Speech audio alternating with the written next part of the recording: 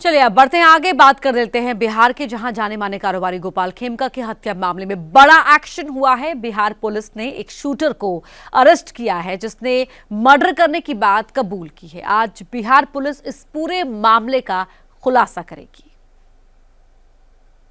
कोतवाली इलाके में तब सनसनी फैल गई जब अचानक पुलिस की हलचल बढ़ गई और देखते ही देखते पुलिस की कई गाड़ियां हूटर बजाते हुए एक साथ वहां पहुंची। पुलिस ने वहां उदयगिरी अपार्टमेंट में छापा मारा, जहां से 3 और संदिग्धों को हिरासत में लिया गया।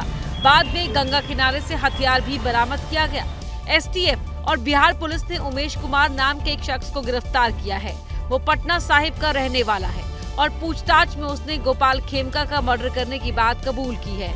उसके मुताबिक वो आर्थिक तंगी से जूझ रहा था और 1 लाख रुपए के लिए उसने खेमका का मर्डर कर दिया।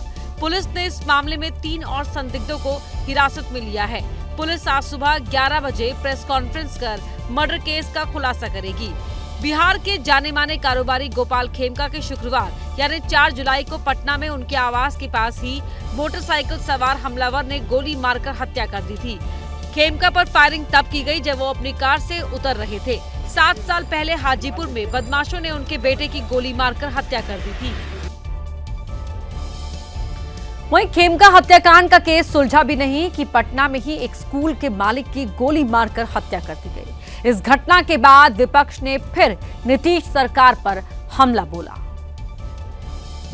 इस बार अपराधियों ने पटना के डीएवी स्कूल के पास मर्डर किया।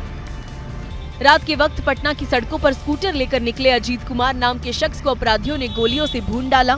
पुलिस ने बताया कि पटना में ही एक प्राइवेट स्कूल चलाने वाले अजीत कुमार रविवार देर रात वो पटना में डीएवी स्कूल के पास मौजूद थे।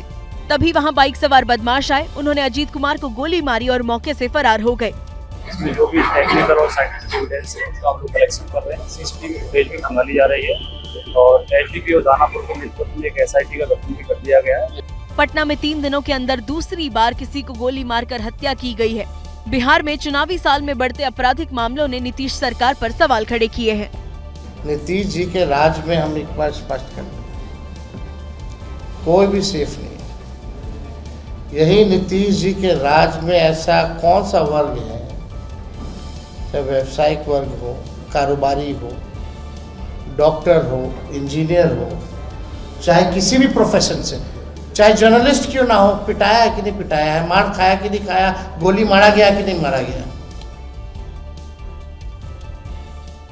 वहीं बिहार में पूर्णिया में एक ही परिवार के 5 लोगों की हत्या की खबर से सनसनी फैल गई। वारदात के बाद से घर के आसपास रहने वाले लोग फरार हैं और पूरे गांव में सन्नाटा पसरा हुआ है। घटना मुफस्सिल थाना क्षेत्र के राजीगंज इलाके की है। हमलावरों ने 70 साल की बुजुर्ग महिला, 50 साल के बाबूलाल उरांव, 40 साल की सीता देवी, 25 साल के मंजीत कुमार और 20 साल की रानी को पहले पीटा और फिर उन्हें जिंदा जला दिया।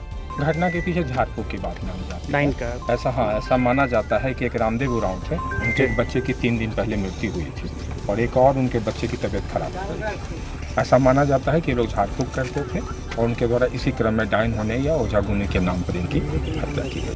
दरअसल गांव के कुछ लोगों को शक था कि बाबूलाल उरांव की पत्नी डायन है और इसी के बाद पड़ोसियों ने इस वारदात को अंजाम दिया। पड़ोसियों के हमले में परिवार का 16 साल का एक बच्चा जिंदा बच गया, जिसने पुलिस को पूरी बात बताई। पुलिस ने 3 लोगों को गिरफ्तार कर लिया है। इस घटना को लेकर तेजस्वी यादव ने सरकार को घेरा है। तेजस्वी ने पोस्ट कर कहा है कि पूर्णिया में एक ही परिवार के 5 लोगों को जिंदा जलाकर मार दिया जाता है। बिहार में अराजकता चरम पर है, अपराधी सतर्क, पार्टी मस्त और पुलिस पस्त है।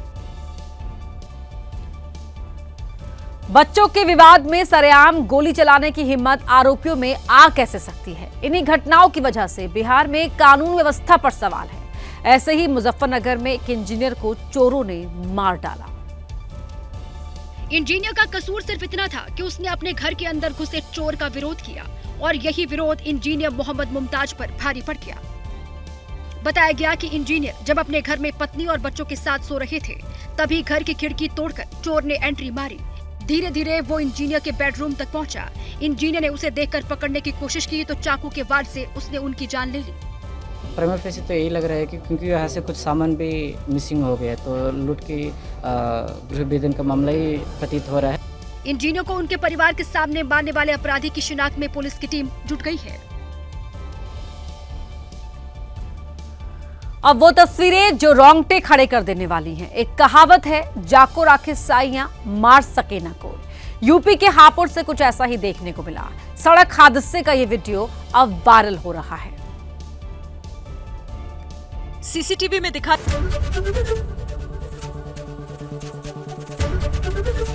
एबीपी गंगा, खबर आपकी, जुबान आपकी।